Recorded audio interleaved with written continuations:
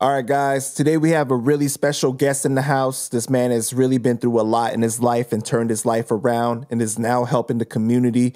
It's a very inspirational story.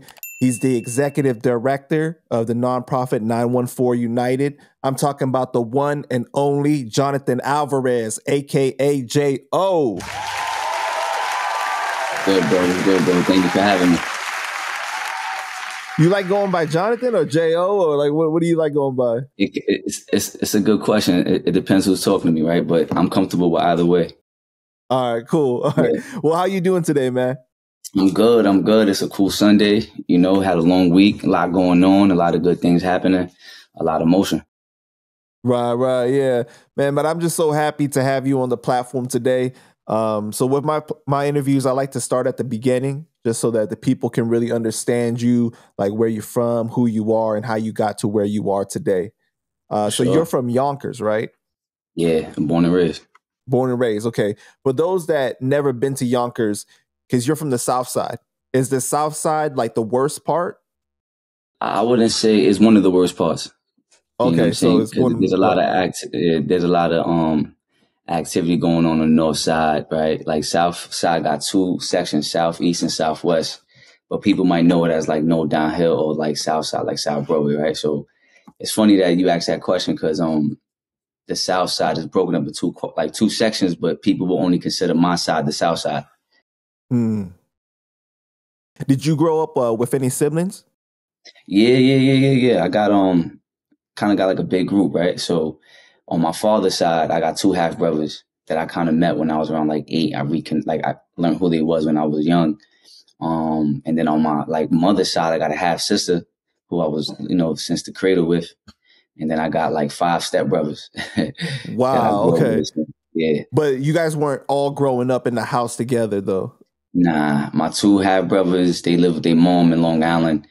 Me and my sister kind of, from the cradle, we was together all the way through, until she moved out. Then my stepbrothers came around like age 4. Got you. And are you Puerto Rican? I'm Puerto Rican and Dominican. Oh, okay. Yeah, I kind of had a feeling. I was like, I don't think he's full Puerto Rican. There's something telling me, yeah.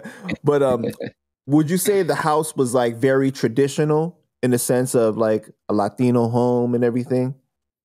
Kinda.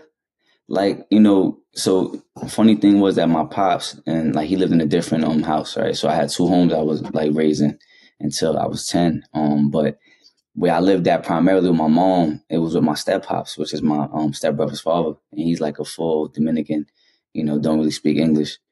My mom was a New York so like, yeah, we ate like the, Latin cuisines, right? Rice and beans, like, we listen to Spanish music, parties almost every night, right? Like, her and him hanging out.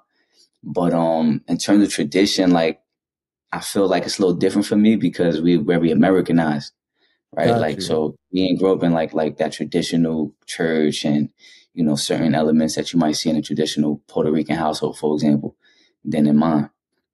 So your parents were never together like during the time that you were alive, like since you were a kid? Facts. Yeah, separation. What was that like for you to like bounce back from different houses?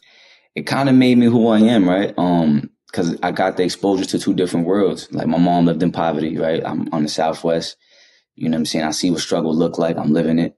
Primarily then my father, he was in the field, but he was a bricklayer. Like he was, in the elites. So I kind of got to see what luxury looked like. Him picking me up in Benzes and, Rollies and taking me places and on trips. But then on the weekday, I'm going to school and going back home. So I kind of got to see 2 different worlds real young. Interesting, man. Yeah, that's real interesting. What would you say like your relationship was like with each of them? So early on, I always been a mama's boy as a kid. Can't lie, real close to my mom's.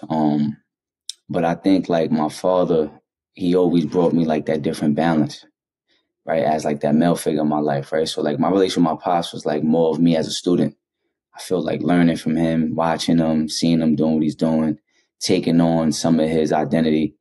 So I felt like when I'm around my father, I'm more like a student. With my mom, I'm more like her son, you know what I'm saying? Her protector.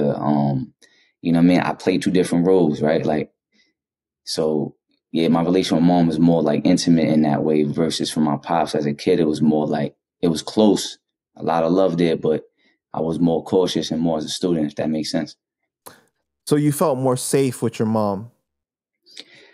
I can't say I didn't feel safe with my pops because he, gave me, he was like my hero to be honest, right? So Right. it's more like influenced by a certain leader that you just want to watch his every move, right? So like I didn't look at my mom for that. So basically, he's the example, the model I wanted to be like. Versus when my mom is more loving, intimate, emotional. You know what I'm saying? So yeah, And so that your was mom was nurturing you while your dad was like the role model of like this is how a man carries himself. This is like the basically cultivator, the right, nurturer, and the exactly. cultivator. Yeah, yeah.